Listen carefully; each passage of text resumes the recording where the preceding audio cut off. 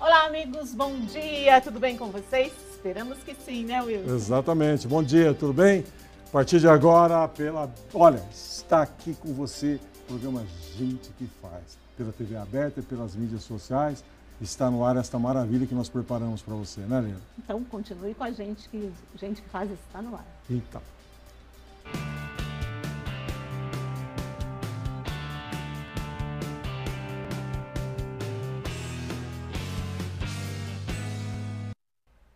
Então, agora eu recebo com muito carinho a doutora Juliana Seiber, ela que é oncologista, e um assunto bastante importante e interessante, principalmente nesse mês de abril, que comemora-se o Abril Amarelo, o mês de conscientização sobre o câncer nos ossos. É isso, doutora? Bom dia. Isso mesmo, bom dia. Bom estar com você de novo. Prazer é nosso recebê-la aqui no Gente que Faz.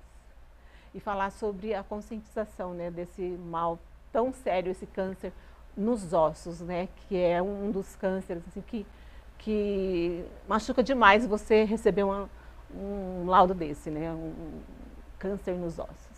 Eu acredito que quando a gente fala em câncer, sempre o diagnóstico gera muito medo, muita ansiedade, muito receio, né? Agora no mês de abril, então, que é o Abril Amarelo, é um mês de conscientização contra o câncer ósseo, só que essa entidade, como a gente costuma dizer em medicina, né, essa...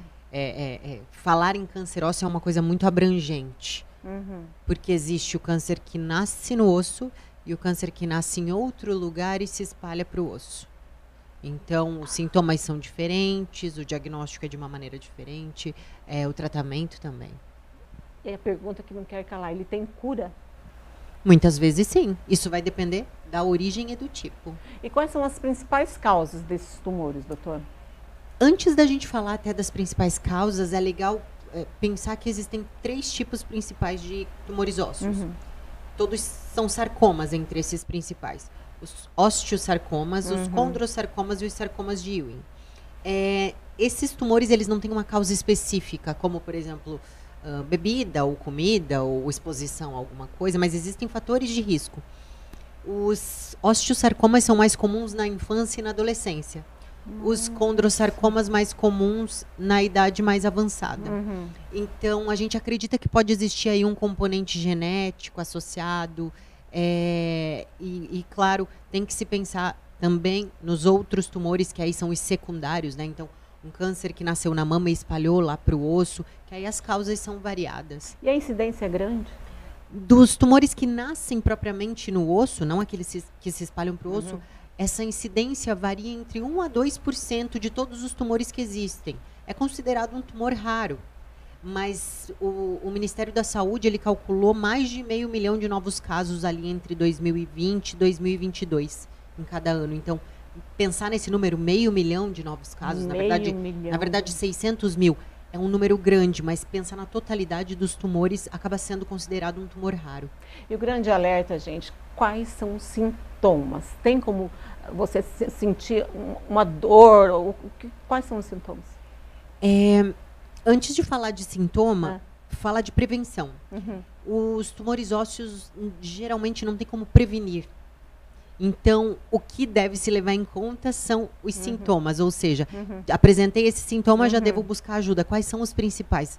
Dores ósseas, principalmente coxa, braços e coluna e bacia.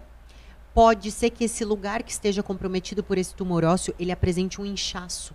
Então, você acaba percebendo, minha coxa está mais grossa que a outra. Ou eu estou com a minha bacia muito dolorida e está inchada. Ainda o paciente pode apresentar emagrecimento e febre associada. Então, costumam ser os principais sintomas, dor e inchaço no local. Gente, você vê que a gente sempre foi criada assim, tipo, um grande mito em relação ao câncer. O câncer no osso não dói, porque o osso não dói. Dói, doutora? Dói e pode doer muito. Olha só, dói muito. Sim, pode doer muito. E nesses tumores, como principalmente os osteosarcomas, que são mais comuns na idade infância e adolescência, essas dores nos ossos se confundem muito com as dores do crescimento. Porque as crianças, quando estão crescendo. Na criança, exatamente, elas se queixam. Uma dor que geralmente aparece à noite e tudo mais. Então, isso pode causar um pouco de confusão. Mas a recomendação para o pai, para a mãe ou para o cuidador dessa criança é, na dúvida, procurar uma avaliação médica. É a mesma coisa no idoso, né? O idoso pensa que é reumatismo. Exatamente. Né? E pode sim ter tumores ósseos em idosos. Outra causa comum de câncer ósseo são pacientes que já foram submetidos à radioterapia antes. Então, até me lembrou um caso de um paciente que eu já atendi há uns anos atrás, que ele desenvolveu um câncer de próstata, um idoso. Ele tratou esse câncer de próstata com radioterapia e 10 anos depois ele desenvolveu um tumor ósseo na pelve, na região onde foi irradiada. Isso também é uma das causas, o lugar onde recebeu radioterapia desenvolver anos depois um tumor ósseo. Não é comum, mas está entre as causas também. Está entre as causas. E existem formas de prevenção, doutora, do câncer ósseo? Uma vitamina? Não. A gente sempre diz que prevenir câncer de uma maneira geral é ter bons hábitos de vida, né? Comer bem, tomar água. A alimentação é fundamental. Fazer atividade física, exatamente. Mas para prevenir propriamente dito, não. Câncer de osso? Não. Mas tem que ficar de olho nos sintomas que você apresenta, nos sinais que teu corpo dá. E tanto o diagnóstico como o tratamento, ele acompanhou toda essa evolução da medicina, principalmente em relação ao câncer? Sim, felizmente sim. Hoje a gente tem muito mais acesso aos exames para fazer o diagnóstico, né? Então, há muito tempo atrás, para você conseguir fazer um raio-x, era uma dificuldade danada. Hoje a gente tem acesso à tomografia, ressonância, que são exames até muito mais sensíveis para auxiliar nesse diagnóstico. Mas lembrando que um diagnóstico de câncer ele é feito através de uma suspeita clínica, vamos dizer assim, né? Você tem aqueles sinais e aqueles sintomas que levem à suspeita, mas é necessário uma biópsia para ter a confirmação. E lembrando, qualquer idade, sentiu qualquer dor, é melhor investigar, né, doutora? Sem dúvida, sim. E como são feitos os diagnósticos, o tratamento, né? Só para reforçar, né? Então, o diagnóstico, ele é confirmado através de biópsia. Então, eu tenho aquela suspeita, faço uma biópsia. E o tratamento, ele pode ser feito de diversas maneiras. Quimioterapia, radioterapia, cirurgia, em algumas situações, a depender do lugar onde está localizado esse tumor ósseo, é indicada até a amputação daquele membro. Mas, geralmente, antes disso, é tentado fazer algo para preservar ou reduzir esse tumor, com químio ou com rádio. Então, acaba que não foge muito do convencional, como já se trata um câncer. A doutora atende lá no OPECAM, então faço o convite para as pessoas, qualquer dor que sentir, né? Eu tenho o seu Instagram também. Exatamente. Não subestime, não deixe de lado um sintoma, um sinal que você apresente, seja criança, jovem, adulto, idoso. Nosso hospital está de portas abertas. Eu estou disponível a tirar dúvidas, né? E o Instagram? Sanar essas dúvidas. Sim. Meu Instagram é Juseber, J-U de Juliana, e Seber como meu sobrenome. E eu estou sempre à disposição para esclarecer dúvidas. Lá com certeza tem muitas dicas, né? Eu sempre dou dicas. Então tá bom. Muito obrigada pela participação, volte mais vezes. Obrigada. E agora nós vamos para um rápido intervalo comercial e voltamos já já mostrando gente que faz, que você só vê aqui pela sua Tarobá. Voltamos já já.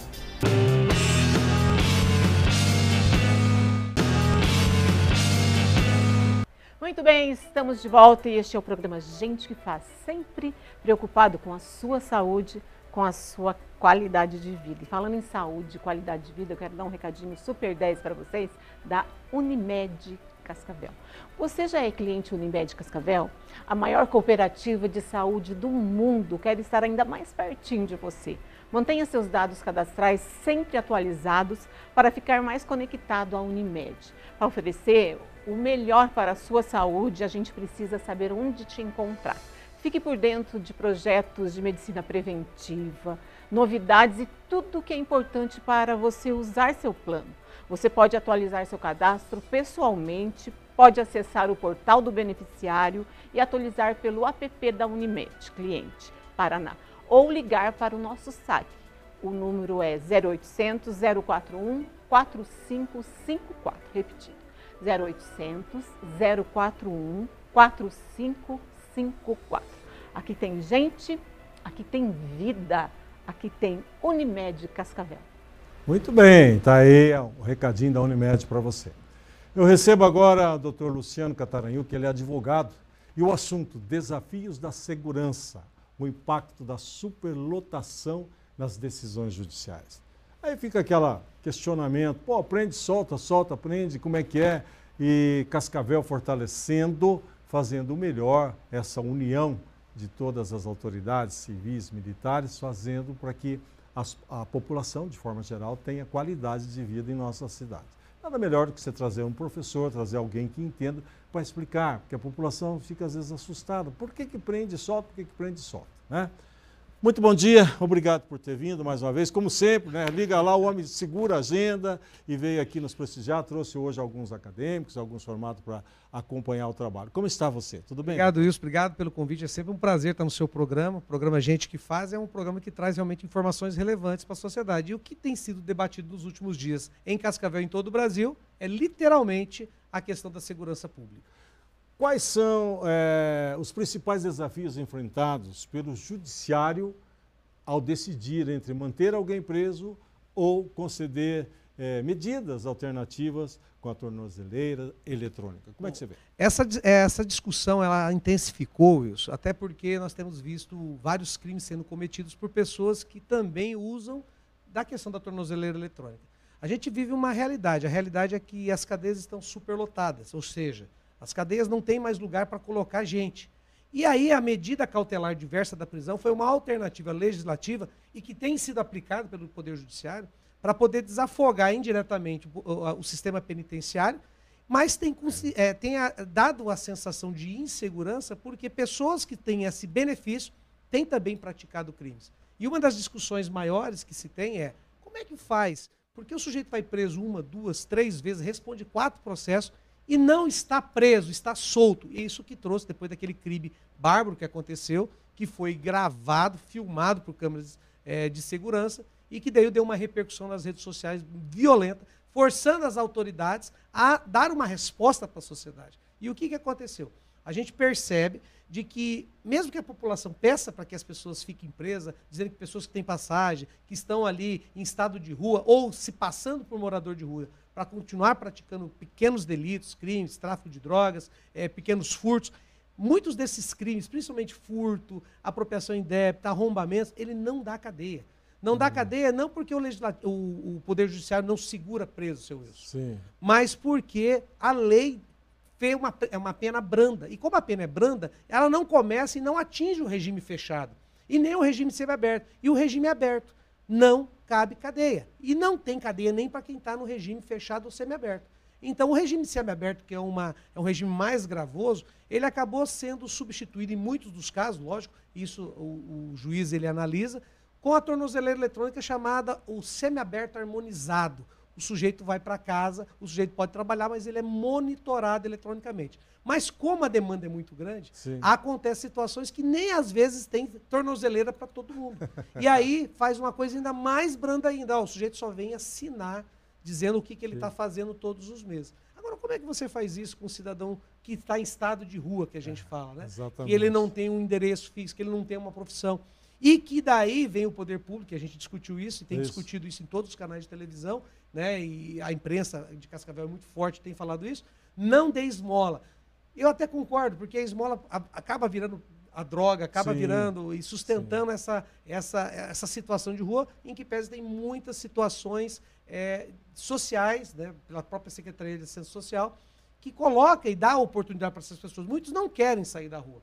Porém, isso é médio e longo prazo. O que a gente discutia com as autoridades é a população quer saber, tá, e agora? O que vai acontecer? O Parque Tarquínio está tomado por pessoas lá que estão usando droga, que estão fazendo pequenos furtos, tem assédio de mulheres. O Parque Vitória, qual é, principalmente para os moradores do entorno, a gente viu agora, essa semana, o cara parou um caminhão no centro da cidade, porque falou, ó, aqui é o centro, é movimentado, não vai ter um caminhão carregado com carne para aguardar descarregar. Foram lá, arrombaram, furtaram. Aí a gente anda, por exemplo, no centro da cidade, e tem as questões dos drogados ali, as pessoas dependentes químicas, que estão ali fazendo aqueles bolsões, tipo uma Cracolândia, que os moradores não têm paz, no semáforo você não sabe. Você não dá esmola, não tem esmola. A pessoa não dá esmola muitas vezes porque ela é caridosa, ela dá com medo do cara quebrar o carro, arranhar o carro. Teve uma situação que também foi divulgada, em que o sujeito saiu da padaria e deu uma esmola pro pro morador, e o morador olhou, indignou e correu atrás dele com um pedaço de pau. Então, você vê como é que está a situação da segurança. A situação está delicada. O senhor acredita que a legislação atual oferece ferramentas suficientes para que os juízes tomem decisões equilibradas entre punição e ressocialização? Uma coisa importante não existe pena de morte no Brasil, não existe prisão perpétua. Todo sujeito que vai entrar no sistema penitenciário, ele vai sair. A questão é, quem é que faz penitenciária? Quem é que constrói? É o Poder Executivo. É uma política pública de governo? Não é, porque é melhor eu falar que eu vou construir uma escola, um posto de saúde, um CMEI, ou vou construir uma cadeia. E aí entra com a outra situação. Vamos construir uma cadeia onde? Não, pode construir, precisa, mas longe da minha casa, longe da minha cidade, em outro local. A gente enfrentou isso quando construíram a Penitenciária Federal. Sim. Qual que era? Não, vai vir muito familiar de bandido para cá. O que aconteceu? Levou para Catanduva e os familiares vieram morar em Cascavel. Então, assim, existe situação que não tem como você fugir. Nós precisamos ter políticas públicas relacionadas à questão, por exemplo, do semiaberto. Vamos implantar aqui uma colônia penal agrícola, vamos implantar uma outra penitenciária, ampliar a penitenciária industrial, que é modelo. A PIC Sim. aqui em Cascavel, que é a penitenciária industrial, ela é um modelo de cadeia. Só que é limitado, tem números limitados. E o que os juízes fazem? A legislação permite de que, em caso em que o crime não seja grave, que é a punição final, no final de tudo, depois do devido processo legal, depois que o sujeito se defendeu, e o cara não vai para a cadeia mesmo condenado, ele aplique alguma medida cautelar, alguma restrição de mobilidade, de informação, para que o sujeito possa responder esse processo solto e, depois de condenado, possa ter um sistema de ressocialização. Às vezes a gente vê, não pode ter progressão de regime. Tá, você segura o sujeito preso por quantos anos? 30 anos fechado? 40 anos fechado? E depois, o que vai acontecer? Ele vai voltar para a sociedade de que forma? Essa resposta, a sociedade não pode ser hipócrita, porque ela tem que dar essa resposta. Ela tem que falar, bom, esse sujeito vai voltar. E aí o sujeito volta, aí as empresas falam, quero seus antecedentes criminais. Senão, aí o cara tem antecedentes, aí ele não consegue ser inserido no mercado de trabalho. Quem é que adota o sujeito novamente? A criminalidade. Volta para o crime. Então a gente fica num ciclo vicioso em que as autoridades policiais, que faz o seu papel, Guarda Municipal, Polícia Militar, Polícia Federal, Polícia Civil, que é investigativa, faz o seu papel, mas é igual enxugar gelo. Sim. Porque tem um sistema todo que tem que ser pensado, né? Desde questão social, desde questão... Porque o que acontece quando o sujeito vai preso? O tráfico, o crime organizado adota a família dele. Adota o filho dele. Porque aquela família, como é que ela vai ser assistida? Família de bandido. Tá, tem o filho, tem tudo. E principalmente quando a gente fala que está em locais assim mais afastados, a gente fala de cidade grande, cidade pequena, estão nas periferias, muitas vezes não consegue uma vaga na creche, não consegue uma vaga numa escola de tempo integral, a mãe tem que trabalhar, o pai está preso, às vezes o vô está preso, a mãe está presa, está morando com a avó, vai para a rua e na rua ele acaba sendo adotado pelo crime organizado, começa com pequenos delitos. Sim. E aí vai aumentando essa gradativa. É um ciclo vicioso que é o poder público, eu falo num contexto. Poder judiciário, poder executivo, poder legislativo que faz as leis, tem que trabalhar junto para que a coisa aconteça. Muitas pessoas têm a sensação de impunidade ao ver criminosos reincidentes sendo soltos rapidamente. O problema está na legislação, na aplicação da lei, ou na falta de... Bom, na falta de vagas você já respondeu. Mas e esse processo de socialização, voltar, como é que está isso, doutor? A gente fala o seguinte, a gente às vezes critica, aponta, né? A polícia militar, não está fazendo, a guarda municipal. Eles estão fazendo dentro das suas limitações, só que tem a questão da legislação. Quem que é a legislação? A legislação são os nossos deputados. Quem é que muda a legislação? O deputado federal. Se você perguntar para a população, quem você votou para deputado federal nas últimas eleições? Uma boa parte não vai se lembrar. E são essas pessoas que são responsáveis por alterar o Código Penal, alterar o Código de Processo Penal. O que nós temos visto? E aí é perigoso. Há muitas leis de conveniência. O que é lei de conveniência? Acontece uma tragédia como aconteceu aqui, aí se mobiliza a classe, ou uma tragédia de nível nacional, que dá uma repercussão nacional, a classe política se mobiliza para dar uma resposta. Legislação nós temos bastante, precisamos aprimorar ela e cria uma nova lei. Quer um exemplo? Agora mudou a lei da questão do homicídio no feminicídio. A pena parte de 20 anos do agressor. E com agravantes que aumentam em 50% a pena, por exemplo, se ele matar a mulher na frente dos filhos, a pena já vai para 30, a mínima. Já começa de 30 anos. Ok, endureceram a legislação. Legal. E como é que fica o reflexo disso? Tem cadeia? Como é que fica a família? Porque daí vem a questão social. Ah, mas família de preso tem mais direito do que família da vítima. Sim. Todos têm direito. A gente tem que entender qual é a função de cada um naquilo que a gente pretende. Então, a legislação precisa, sim, ser revisada. O Código Penal nosso é de 1941 e é uma coxa de retalho, senhores. Sim, Vai só fazendo puxadinho. Uhum. E aí você não consegue fazer uma revisão no Código de Processo Penal e tem muita coisa que mudou. Nós estamos falando hoje de inteligência artificial, nós estamos falando hoje de crimes cibernéticos, crimes virtuais, nós estamos falando hoje de crimes sexuais pela internet, que são praticados, pedófilos no mundo inteiro, e a legislação especificamente ela vai adaptando isso. Ela não tem uma legislação consolidada, e isso é responsabilidade dos nossos deputados. Qual o conselho que você deixa para quem está nos assistindo, todas as famílias, para que tenha mais confiança para sair, passear, viver bem? Que recado que você deixa para a gente fechar? Todas as vezes que acontece algo grave, algo que envolve na segurança pública, e isso que mexeu com a comunidade, é porque aconteceu primeiro. Não foi numa periferia, que às vezes isso tem uma questão cultural. Ah, acontece na periferia porque se o sujeito não estivesse no boteco bebendo, se o cara não estivesse numa igreja, não tinha acontecido. Bom, o caso que aconteceu, que chocou, que trouxe a população nesse estresse gigantesco social, poderia ser eu, poderia ser você, qualquer um. Foi no início da manhã, o sujeito fazendo uma caminhada numa praça, que eu falo do caso do Luiz, que é o que trouxe as autoridades para discutir essa questão de violência, e eu não vou sair mais de casa, porque eu não me sinto seguro. Então, a responsabilidade do Estado, e do Estado é todo, é a União, o Estado e o município, é resguardar o seu cidadão essa questão da segurança para que ele possa ir e vir sem correr o risco de ser morto nesse trajeto. Então, eu digo para a comunidade, continue cobrando dos seus políticos, continue fazendo a sua parte, votando melhor, né? E, principalmente, confiando que ainda é possível a sociedade melhorar, e aí a gente tem que fazer a nossa parte. Cuidar, eleger políticos melhores, cobrar das nossas autoridades e, lógico, fazer a nossa parte, como estão pedindo. Não dê esmola, não incentive indiretamente a prática do tráfico de drogas ou até mesmo dos pequenos delitos. Você quer falar com ele mais um pouquinho? O seu Instagram, onde encontrá-lo? @Luciano Catariuk. Você me encontra lá no Instagram e será um prazer. Temos alguns vídeos bacanas lá para poder esclarecer e trazer conhecimento para a nossa comunidade. Muito obrigado por ter vindo. Eu que agradeço. Deus o abençoe e felicidades. Amém. Obrigado. Bom, muito bem. Esse foi mais um programa Gente que Faz e eu quero falar com a dona Lília. Você viu as instruções, como foram maravilhosas? Nossa, podia levar muito mais. Muito mais, né? Ele vai voltar. Ele vai voltar com você. Pois é, eu quero agradecer a todos, agradecer vocês que estão nos visitando, alguns advogados, alguns quase acabando, né? E o doutor Catariuk faz parte dessas grandes informações como mestre. Ele é gente que faz, né? Ele é gente que faz, tá?